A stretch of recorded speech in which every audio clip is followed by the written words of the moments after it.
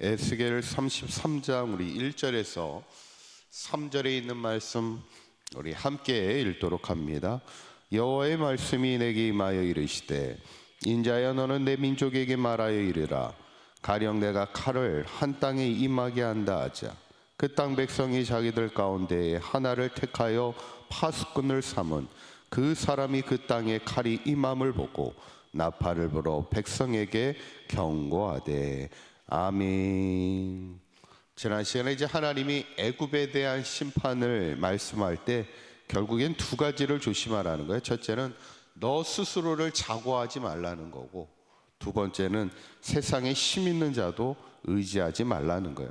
내가 아무리 큰 악어라 할지라도 하나님이 그 악어를 물 밖으로 끌어내시면요, 그 악어는 공중의 새의 먹이에 불과하다는 겁니다. 그리고 세상에 힘 있는 자, 결국에는 갈대지팡이와 같이 그거 잡아봐야 그냥 금방 부서질 수밖에 없는 그런 존재에 불과하다는 거죠. 우리는 오직 우리의 힘이 되신 여호와 하나님만을 의지하며 살아가는 믿음의 성도가 되어야 될 줄 믿습니다. 오늘 본문은 이제 하나님이 에스겔을 시대의 파수꾼으로 삼으시는 그런 말씀인데, 파수꾼의 역할이 뭘까? 2절에서 3절에 있는 말씀 한번 읽어보도록 합니다. 시작. 인자야 너는 내 민족에게 말하여 이르라. 가령 내가 칼을 한 땅에 임하게 한다 하자. 그 땅 백성이 자기들 가운데 하나를 택하여 파수꾼을 삼은 그 사람이 그 땅에 칼이 임함을 보고 나팔을 불어 백성에게 경고하되. 아멘. 파수꾼이 뭡니까?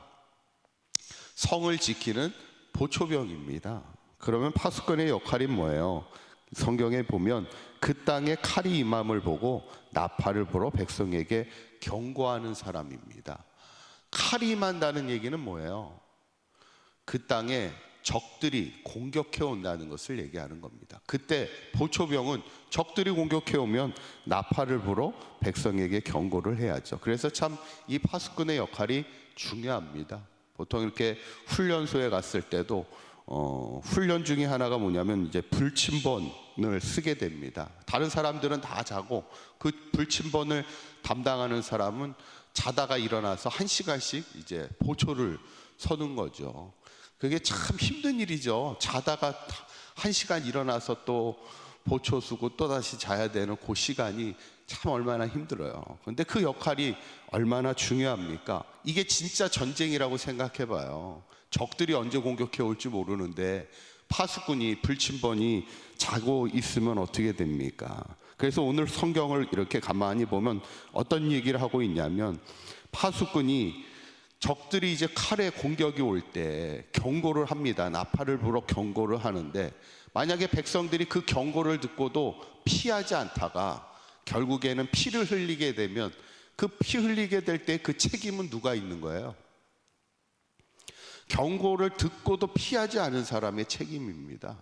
그런데 만약에 파수꾼이 나팔을 불지도 않고 경고하지 않아서 그 백성의 사람들이 피를 흘리게 되면 그 피는 누구의 책임이에요? 그 파수꾼의 책임이죠. 경고하지 않은 파수꾼의 책임이라는 겁니다.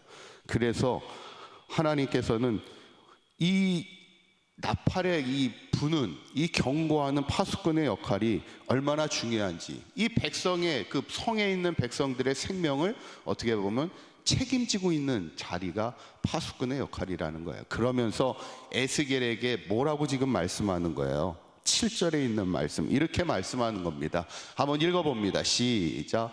인자야 내가 너를 이스라엘 족속의 파수꾼으로 삼음이 이와 같으니라. 그런즉 너는 내 입의 말을 듣고 나를 대신하여 그들에게 경고할지어다. 아멘. 하나님이 에스겔을 이스라엘의 족속의 뭐로 삼으겠다고요? 파수꾼으로 삼으겠다. 너가 이 땅에 있는 이스라엘 족속의 생명을 책임지는 파수꾼의 역할을 감당하라, 그 얘기를 하고 있는 거예요. 어쩌면 오늘 이 새벽에 나와 있는 우리 성도님들이 이 시대 하나님이 우리를 뭘로 불러주셨겠습니까? 이 시대에 파수꾼으로 불러주셨죠.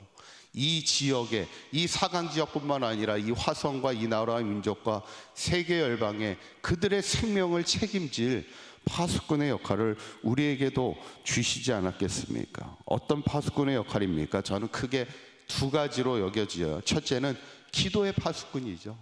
우리가 항상 깨어 기도하는 겁니다.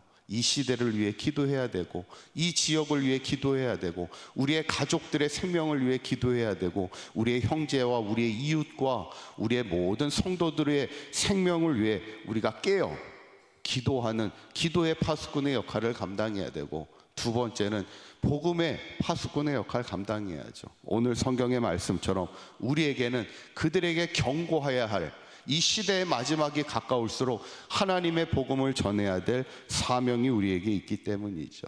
그래서 예전에 어떤 할머니 권사님은 항상 다니시면 항상 누구를 만나든지 항상 전도하는 거예요. 뭐 버스를 타러 갔을 때 버스에서 만나는 사람을 있으면 그때 전도하고, 기차를 타고 가다가도 기차리에 누가 옆자리에 앉으면 그 사람 붙들고 전도하는 겁니다. 왜 그래요?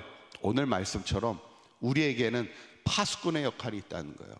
만약에 우리가 그들에게 경고하고 그들에게 복음을 전했는데 그들이 듣지 않아 심판을 당하면 그 책임은 그들에게 있는 거지만, 만약에 우리가 전하지 않아 그들이 심판을 받고 멸망을 당하게 되면 그 책임은 누구에게 있다는 거예요? 파수꾼인 우리에게 그 책임이 있다는 거예요.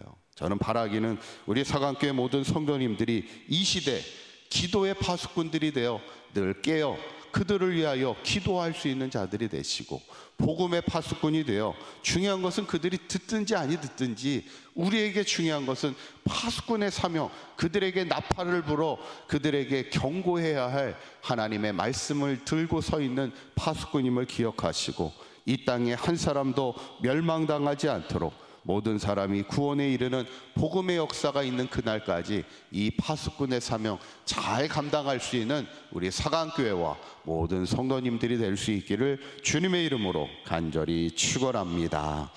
기도하겠습니다. 고맙고 감사하신 하나님, 우리를 이 시대에 기도의 파수꾼으로 삼아주시고 복음의 파수꾼으로 삼아주심을 감사합니다. 우리를 통하여 이 땅에 희망을 세워가며 이 땅에 생명을 심어갈 수 있는 귀한 사명자들이 되게 하여 주시옵소서. 때를 얻든지 못 얻든지, 듣든지 아니 듣든지 끝까지 주의 복음 전하는 파수꾼의 사명을 잘 감당하는 우리 사강교회와 모든 성도들의 삶이 되도록 인도하여 주시옵소서. 오늘 하루도 주님과 동행하는 복된 하루가 되게 하실 줄 믿사오며 우리 주 예수 그리스도의 이름으로 기도하옵나이다. 아멘.